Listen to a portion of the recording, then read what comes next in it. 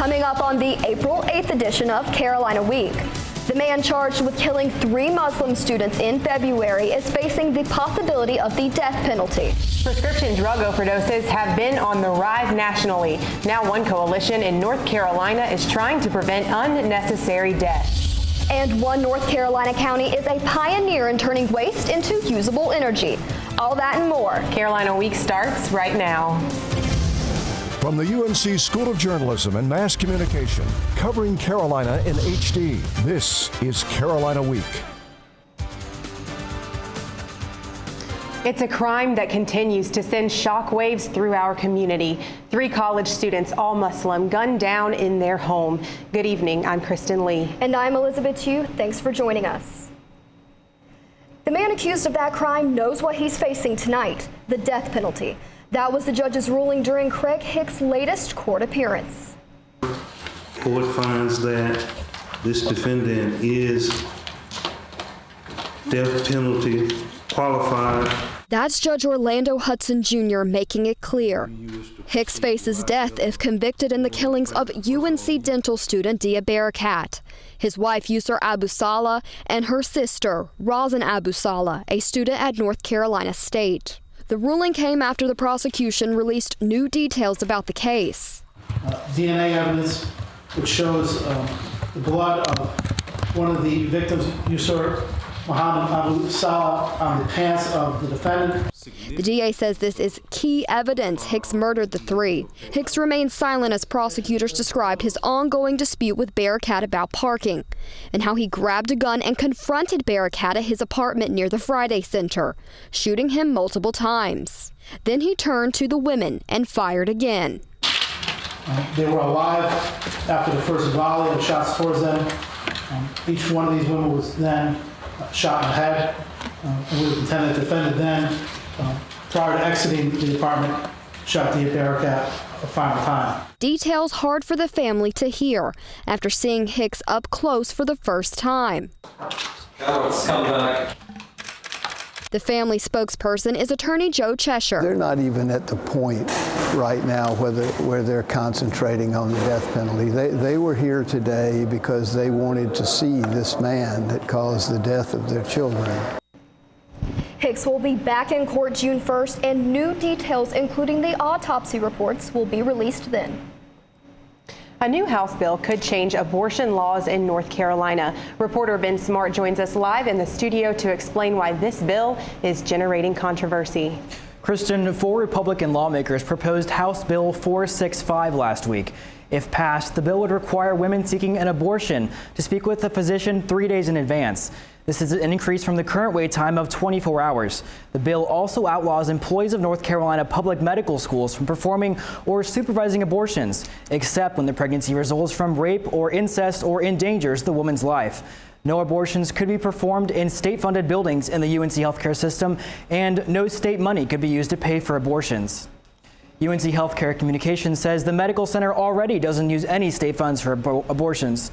A spokesperson told us medical personnel don't yet know what kind of impact this bill could have on training their students. In a statement, Planned Parenthood told us the new bill has nothing to do with patient safety.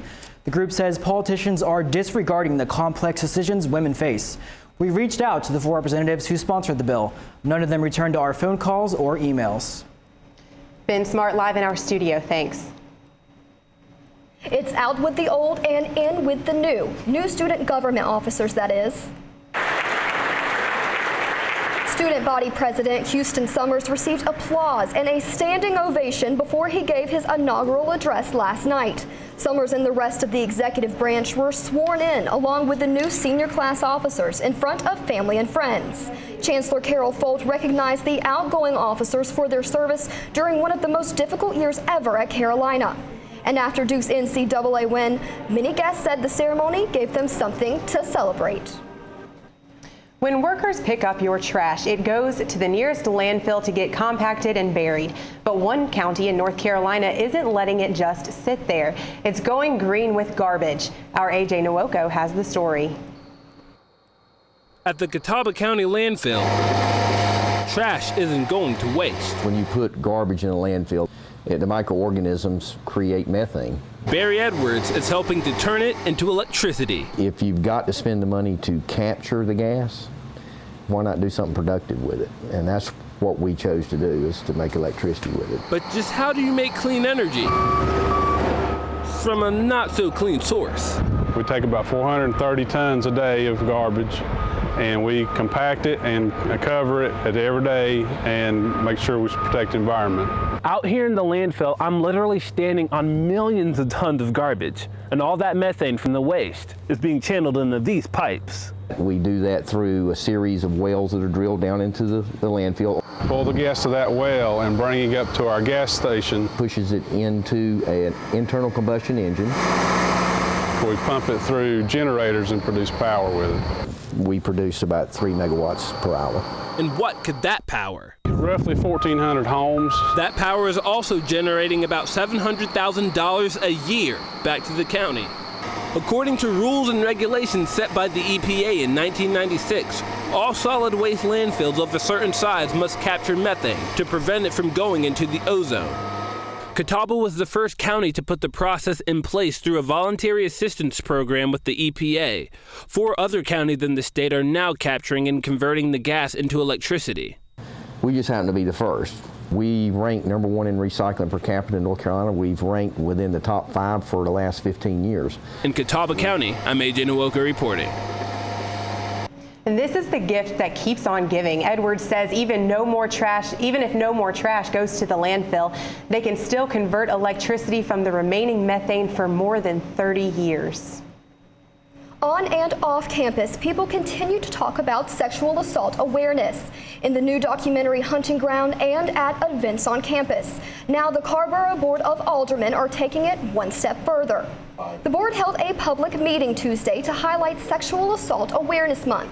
Carrboro Mayor Lydia Lavelle proclaimed April to be Sexual Assault Awareness Month, encouraging citizens to speak out against sexual assault and support their local community's preventative measures. Lavelle praised the Orange County Rape Crisis Center, which assisted more than 600 survivors of sexual violence last year. According to the Centers for Disease Control, prescription drugs cause more than 2/3 of overdose deaths in North Carolina. That's more than alcohol, heroin, and cocaine combined. Alexa Simmons spoke with one mother who lost her son to a prescription drug overdose. She called me screaming. It's a call no mother wants to receive. Jason's gone, Jason's gone. Tanya Skinner lost her 26-year-old son to Oxycontin, a drug prescribed for his broken hand. It turned into something he got off the street. He said, Mom, I can't do this anymore. I don't like this. It's not fun anymore. I need some help. Doctors put Jason on a wait list for the treatment program, and by the time they had openings, that help was too late. North Carolina is pushing for overdose prevention, so this won't happen. There's also an instructions pamphlet. Tessie Castillo is the coordinator of the North Carolina Harm Reduction Coalition. She says it's saving lives because of this drug, naloxone. This is 1 dose each. This liquid reverses an opiate overdose. Because of 911 Good Samaritan laws passed in 2013, some drug users can receive immunity from prosecution when they call for help. It makes people more comfortable about dialing in, but there's still some pushback. Kind of along the lines of, well, why should we help people who use drugs? In 2013, North Carolina had the 30th highest rate of prescription drug overdoses. It also had more than 1,000 deaths caused by prescription drugs. In the course of 2 years, the coalition has provided free naloxone to people in the state. As of right now, they have reported 379 overdose reversals. I don't think there's really any way to make a difference more directly than to get calls and texts on almost a daily basis from someone saying, thank you, you saved my life. Saving lives. It's what Skinner is doing through her story. And let them know that there were something, that you want to help them. And there is help out there to get. And she doesn't want anyone to go through what she does every day. You put a smile on your face, but there's a hole in your heart that nothing can replace. In Raleigh, I'm Alexis Simmons reporting.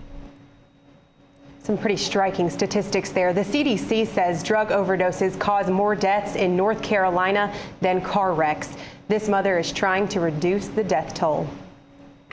Many people try to be environmentally friendly. A new burial process means you can help take care of the earth, even after death.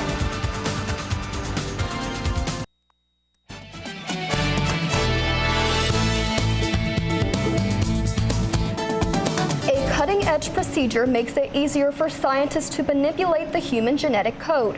But some geneticists are saying the research has to stop before we change the course of humankind. Science reporter Alastair Wilkins explains.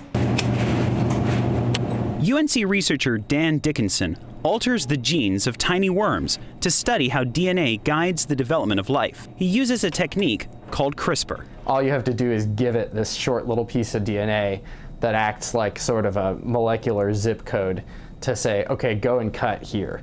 CRISPR repairs the cut by inserting a new piece of DNA that alters the genetic code. Compared with previous gene editing methods, CRISPR is faster, cheaper, and easier. So much so that, in fact, anyone with the ability to manipulate human eggs, any in vitro fertilization clinic in principle could do this technique. As far as we know, nobody has used CRISPR to edit the genetic code of human eggs or sperm, but any changes would be permanent. It doesn't just affect the individual whose genome was edited, it in principle would also affect all of their offspring. Researchers could use CRISPR to wipe out genetic diseases, but is it ethical to change the genetic code of people who haven't even been born? NC State genetics researcher Chase Beisel says treating disease could lead to changing other traits. Say eye color or intelligence or overall athletic ability. And so it's a slippery slope to go from human therapeutics to what you could call designer babies. UNC researcher Dickinson says scientists should tread carefully before messing with the human genome. In the meantime, Dickinson says there's still plenty CRISPR can tell us about our DNA without the risk of changing our genetic code. In Chapel Hill, I'm Alastair Wilkins, reporting. Scientists, including the inventors of CRISPR, published editorials last month calling for a halt to all research on editing the genes of human eggs and sperm until the scientific community can consider the ethical and practical issues.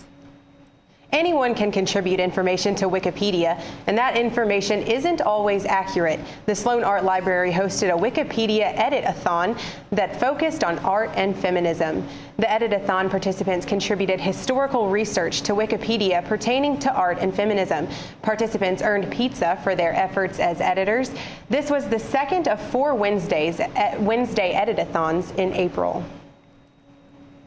Carrboro prides itself on being an environmentally friendly town, so it was no surprise when one resident decided to urge the town to promote green friendliness post-mortem. Our Jordan Black has the story. 83-year-old Ellie Kinnaird wants her green lifestyle to carry over into the afterlife. Kinnaird is a retired state senator and former Carrboro mayor. She says she wants to be laid to rest naturally. Shroud ourselves in some sort of concrete vault makes no sense at all. We should be with the earth. Kinnaird owns 2 plots in the old Carrboro Cemetery, a cemetery owned by the town that doesn't currently allow what she wants, a green burial. Green burials use pine boxes, which are biodegradable, rather than typical burial caskets. There are currently only 30 green burial sites in the U.S., 3 of which are in North Carolina. Diane Motzkowitz manages Pine Forest Memorial Garden in Wake Forest. This cemetery began offering green burials in 2010. She says green burials give people the ability to choose how they are remembered. Well, I think it's important that people be allowed to do what they want to do if it's not harming anyone. I mean, which green burial doesn't. But Carrboro officials aren't sure there's room in the budget. If we'd need to budget more money, it might take more or less manpower, and that's some of the things that we're still looking into. Kinnaird says that her request is small, but important. I don't think there's any reason to not have it. She's hopeful that Carrboro will allow her to continue her green principles. In Carrboro, I'm Jordan Black. The Board of Aldermen has begun to study this practice and will readdress the issue sometime soon. Graduation is a little more than a month away, and it's scheduled for Keenan Stadium. There's some question about whether the venue will be ready. That's because the field is still under construction. Trucks are dumping sand that will become the foundation for the new turf. Officials expect the sod to be delivered next week, and they say the project should be complete by the end of April, just in time for commencement on Mother's Day. Sun's out, guns out.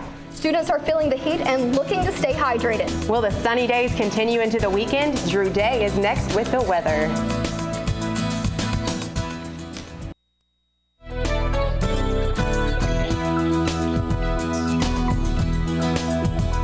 Welcome back to Carolina Week. I'm Drew Day. Thanks for staying with us. We had some showers move across the state earlier this morning. That's where all this cloud cover here came from. But since then, we've had some subsidence move in across the area, giving us some sinking air and allowing us to see some sunshine and just some scattered clouds for the afternoon hours. But we'll see a renewed chance of showers later this evening, and then even another chance of showers for the day on Thursday. Now, here's where that frontal system is lining up with area of low pressure and a cold front stretching down south from there. All this cloud cover up here, this is all of just a big frontal system. On the eastern side of that front, we've seen the warmer air that allowed temperatures to get into the 80s this afternoon as we've had a southerly wind. But then behind the front, much colder temperatures, and we'll see temperatures dip by about 10 degrees once this front passes through Friday evening.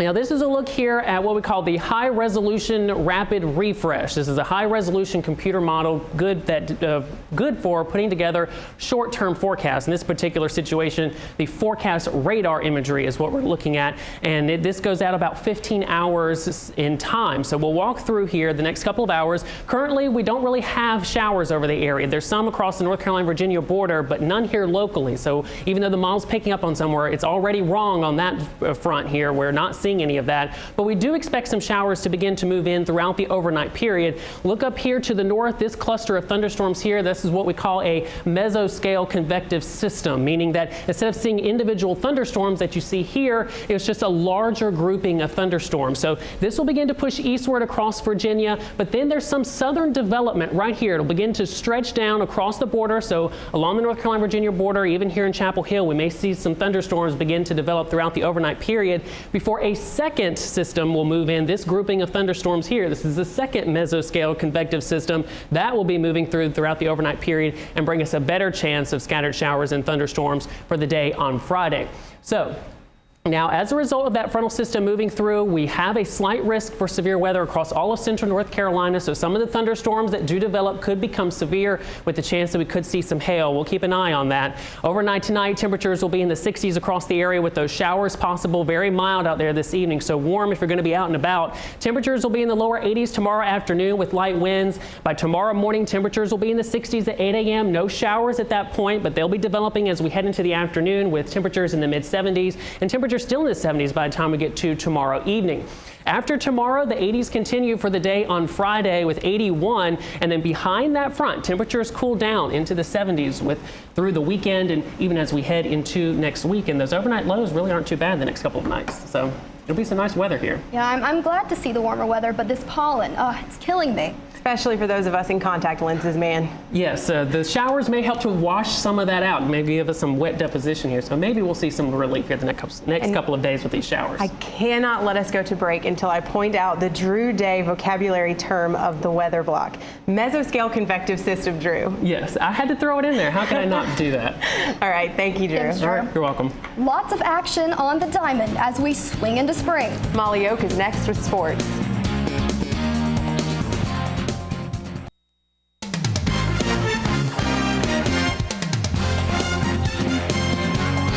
Welcome back to Carolina Week Sports. I'm Molly Oak. It was just a little bit too sunny of a day to stay inside the studio, so we brought you out here to Williams Field at Anderson Stadium to enjoy softball's doubleheader against Longwood. As you can see, the first game is still going on. We're in the 5th inning, so a few more innings to go, but the second game's at 6, so finish up watching our broadcast, then head on over and try to get to the second game. So here's what's been going on in the first so far. Now, the Lancers got out to an early lead, scoring 3 runs in just the first inning, but Lauren Walker, playing for Carolina, had a killer home run in the second to bring us back up. Kind of kick-started some motion there. We got another run in the 4th, but now you can see we're still down by 2. Lancers got another run right after that, and now it's just kind of some dead action going on, but hurry back up. Hopefully you can make it here for the 6 o'clock game, and hopefully Carolina can pull out the double victory tonight. Now, diamonds are a girl's best friend, but the boys like them too. And if $1 hot dogs and sodas weren't enough to get you out to the game on Tuesday night, the Carolina win should have been. The third baseman. The boys took on Coastal Carolina as they came down to Chapel Hill to play yesterday, but Coastal Carolina struck out. Carolina's Adam Pate kicked off the 3rd inning with a home run out to left field. This is the first of his career, and there was no stopping the Heels after that. Carolina wins 9-3, and tonight they hope to continue the big hitting as they take on Liberty at 6 in the Bosch. Now let's move on from the diamond to the turf. Once you're part of the Carolina football family, that doesn't just stop at graduation. Our Tate Frazier tells us more about this brotherly bond.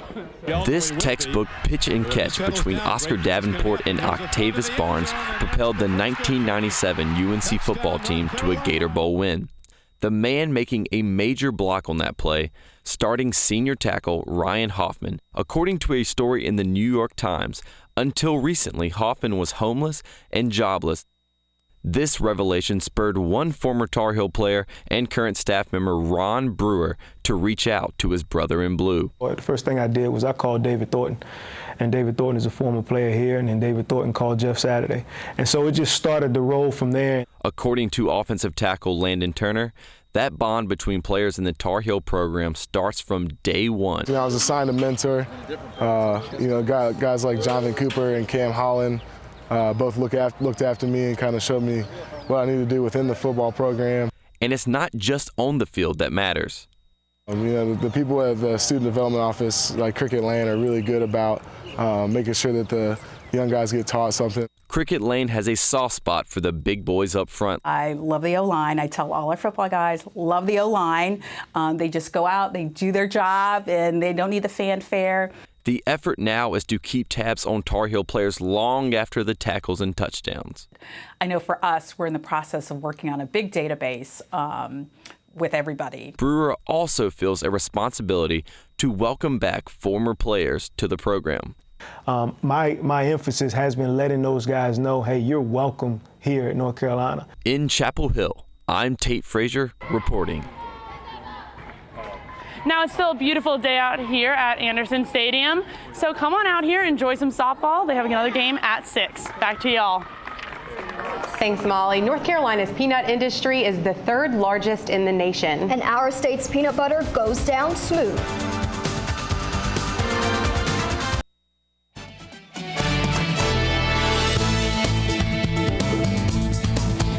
In Martin County, North Carolina, fields of tobacco, cotton, and corn dot the landscape. But it's the peanuts the area is best known for. It grows more peanuts than any other county in this state. I visited one family-owned peanut business known for its fresh, handmade products. Drive down Highway 64 and you can't miss it. A big sign, boiled peanuts. And next to it, a family-owned business, Mackey's Ferry Peanuts, famous for their nuts. Enter into the nut house and you'll find owner Sharon Smith handing out samples to smiling customers. The history of the business is as rich as the taste of the nuts. Well, Mackey's Ferry Peanuts was started in 1983 by a woman named Linda Chesson. And Mackey's Ferry was a ferry system that operated for about 200 years.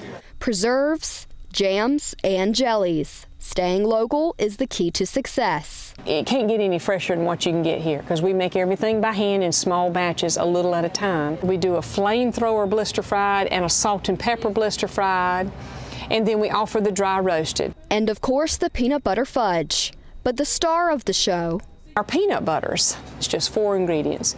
Peanuts, salt, sugar, and molasses. North Carolina ranks 3rd in peanut production in the United States, and some of North Carolina's 5,000 peanut farmers would probably be familiar with this machine right here behind me. It's an old-fashioned peanut picker, which of course today has been replaced with a lot less labor-intensive technology. The old days, when they used to dry peanuts, after they dug them up out of the ground, they would stack them on these things called a peanut stack. And then when it came the appropriate time, these harvesters, they would actually lift that whole stack up with that boom, hauled it over to the end of that peanut harvester or that picker, and then they would put it in there by pitchfork.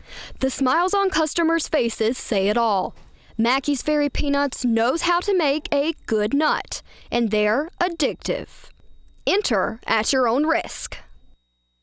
Now, of course, I couldn't go to a peanut farm and not bring back a little sample. Kristen, I want you to try these. Okay. These are the flamethrower peanuts, so they're really spicy, but obviously they're good because they're basically almost gone. What do you think? Good, very good. I like spicy, and it hasn't hit me yet. Oh, just wait for it. Just wait for it a few seconds. Well, clearly people like them. Look at this. The container's just about empty. They are delicious peanuts. They are very good. I actually, when I was watching, I'm sorry, don't talk with your mouth full. When I was watching your story, I've had some of the peanut butter before. That's actually really good too. I didn't know I was eating a North Carolina product. It is. Well, that does it for this edition of Carolina Week. Thanks for joining us, everyone. Have a good night.